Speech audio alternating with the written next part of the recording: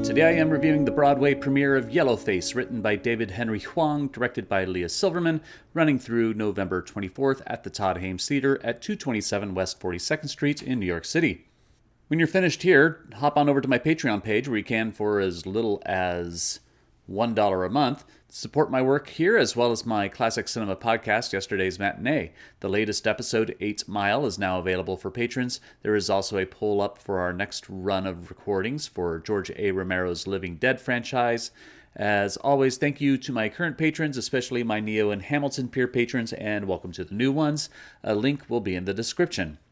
Tony Award-winning playwright David Henry Hwang. Somewhere out there, our star is waiting for us to find him. We are looking to cast this role with an Asian. As you should.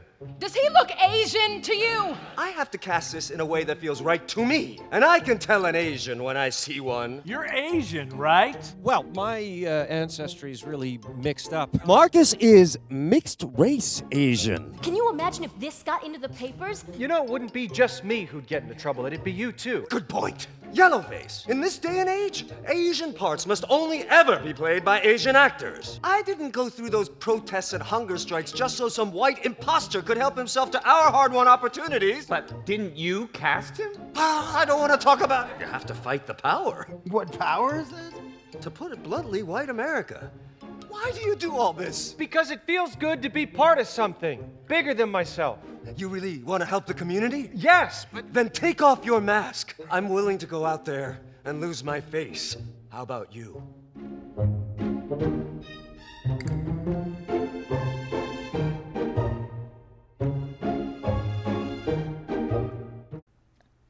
Starring Daniel Dae Kim, Yellowface is a semi-autobiographical story about the play's author, David Henry Hwang, and his torrid journey addressing the issues of Yellowface in the arts, while also dealing with an eternally optimistic father, Henry Yee Hwang, played by Francis Yu, who founded the first Asian American bank. We travel through points of David's life, starting with coming off the monumental success of his play M. Butterfly and his protest against the casting of Jonathan Pryce as the engineer in Miss Saigon. The engineer is mixed race, half French and half Vietnamese, and casting Pryce, as wonderful an actor as he is an insult and perpetuation of casting people of Anglo-European descent in East Asian roles. Reality sets in for David when he is casting his play face value, and he can't find any suitable Asian actors to play the lead role. So he allows himself to believe that Marcus, a white man played by Ryan Eggold, is of Jewish Siberian descent. Siberia being in Asia becomes a convenient loophole. It's an ironically funny beat, as yes, Siberia is in Asia, but Asia is such a large continent, just saying someone is from Asia requires clarification. Israelis, Iraqis, Indians, Pakistanis, they're all Asian. But it wouldn't naturally fit to cast anyone from those parts of Asia, and specifically East Asian roles, any more than it would be casting a white person in any of those roles.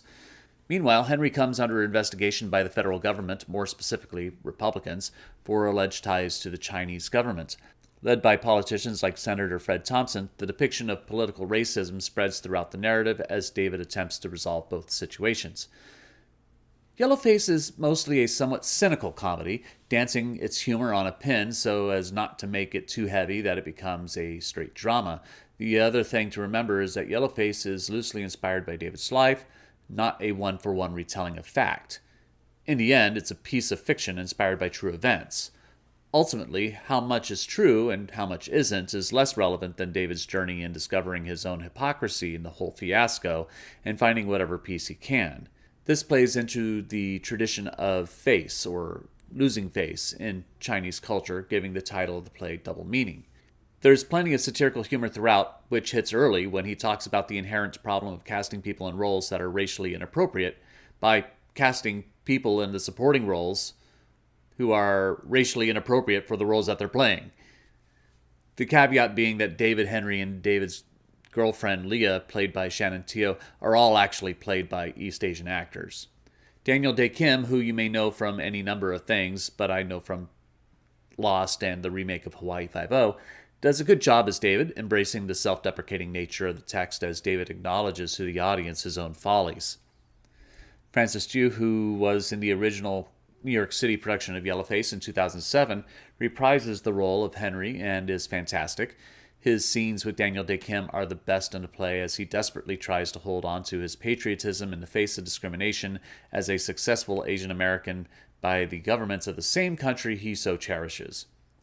Kevin Del Aguila, who I loved in Some Like It Hot, plays an agent of David's and various other roles, giving a great supporting performance as well.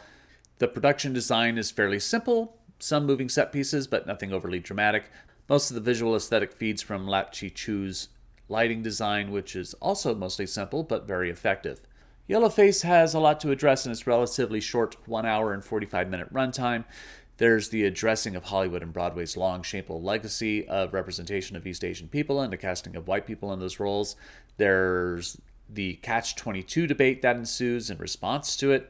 How do we find good actors to play Asian roles? Well, write plays about Asian people. Okay, the play is written. Let's cast those actors. Well, there aren't any good enough actors to fit that role, so what do? That is the circular argument that ensues in this play.